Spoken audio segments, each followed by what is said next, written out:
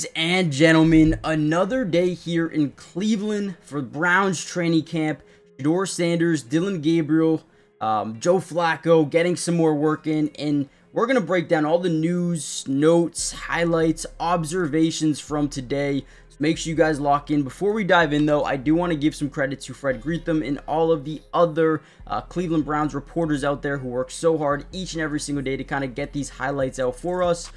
So make sure you guys go follow them, right? If you're a Browns fan, if you're a Shedeur Sanders or a Gabriel fan, make sure you guys go lock in with them right now before you do anything else. With that being said, let's kind of dive into the video and look at some of the highlights from today. So Shedeur Sanders on this specific play, we can kind of see we have inside leverage from the wide or with the wide receiver, outside leverage from the DB on the right side of your screen, and Shedeur Sanders realizes that. So what he's going to read here is this linebacker 43. He's going to bite out on the swing, and once that happens, we're going to be running a little zig over the middle of the field. He finds it because we already had that leverage. So watch 84 here.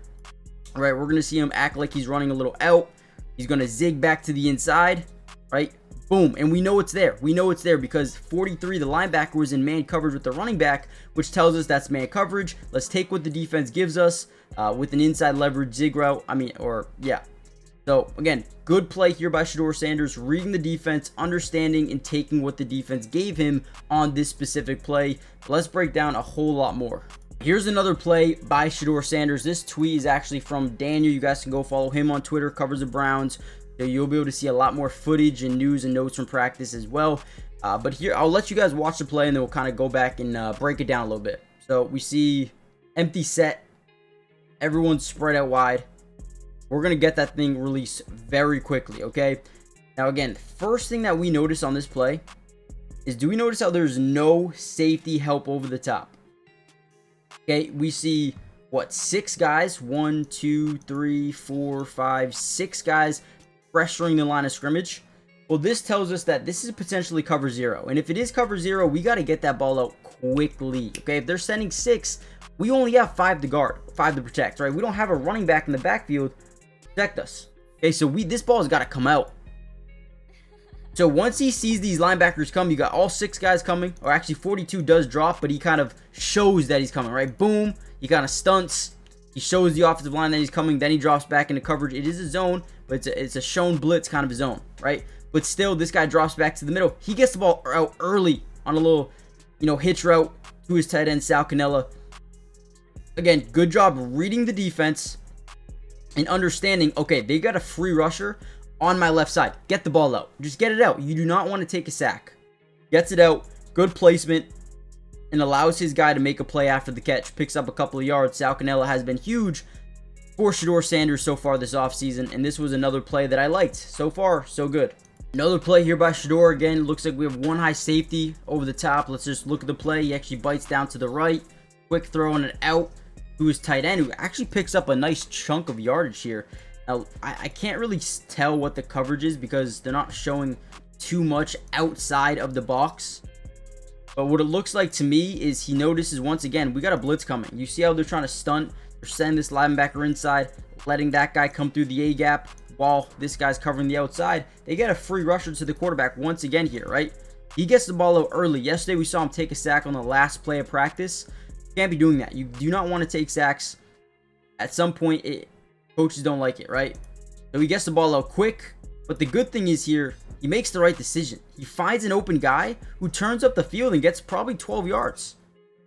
Another good rep here by Shedeur, reading the defense, feeling the blitz from the middle, from the other side, and then finding a guy open. Again, that's just what you want to see as a quarterback. Take what the defense gives you. It doesn't have to be 40-yard bomb, 50-yard bomb every single play. Once you start taking what the defense gives you enough, they're going to start biting up, and then that's when you take your shot. That's when you find it, the opening of a defense. And again, this tweet's out from Fred Greetham. Go follow him. We did get some bad news during today's practice. Browns left tackle Dawand Jones just left practice on the front of the cart. Team has been in individual drills for the last several minutes. Obviously, they had an injury yesterday with Martin Emerson. It looks like he'll be missing the rest of this season. Definitely not good news, and maybe even some bad news today with Dawand Jones. Again, not too sure on the severity of this guy's injury, but definitely something to kind of keep in mind as practice progresses, and hopefully towards the end of practice we can hear maybe some better news. We also have Browns in 7-on-7 drills. Greg Newsome is outside opposite of Denzel Ward, and Cam Mitchell is in the slot. Chris Edmonds once again is at safety in place of Grant Delpit.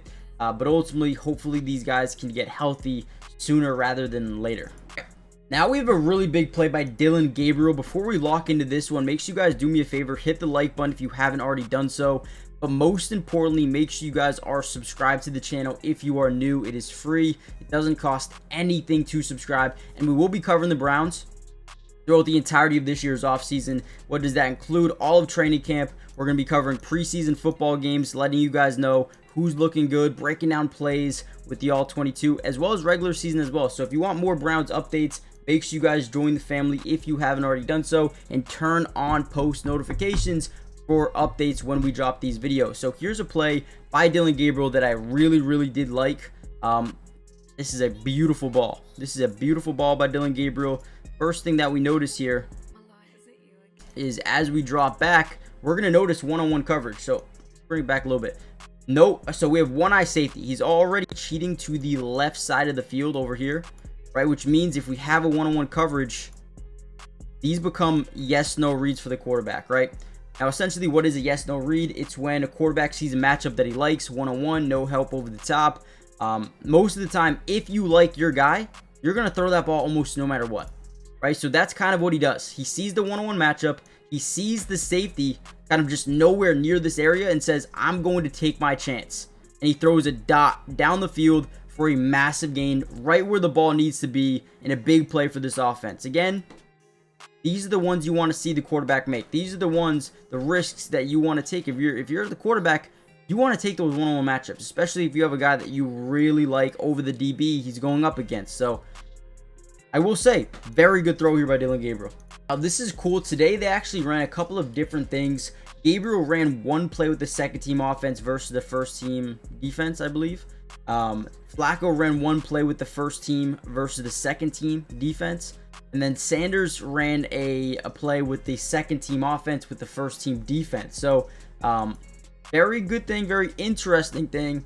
And I'm definitely excited to see how these guys continue to progress. Now going up against different units and playing with different units. Next thing I want to see is Gabriel and Sanders playing with the first team. And let's put them versus the second team, or put them versus the first team. Let's see what these guys can do with Jerry Jeudy and some of these other guys. Now, according to Mary Kay Kabash, she said Shedeur Sanders got his first reps against the first team defense in camp, first time, working with the second team offense in 11-on-11s, which we just talked about. And in that period, he went 2 of 3. So that is good. Again, it was a lot of taking what the defense gives him, but that's what you need to do. You don't want to take those risks that end up being interceptions. That's how you lose a job. So right here, taking what the defense gives him and getting some completions. One of them might have been for maybe 8 yards. Another one looked like it was 12, 13 yards. So again, take what the defense gives you. It looked like he did well in this drill. Here's another one from Dillon Gabriel, and this will be the last one. We'll probably end the video here. Let me know what you guys think, but let's watch this one through. This one's actually from Max Loeb, so make sure you guys go follow him as well. I'll show it to you guys for a second. Make sure you guys go follow him really quickly. Max, L-O-E-B. Great job here. Looks like he's a Giants fan, but all right, here we go.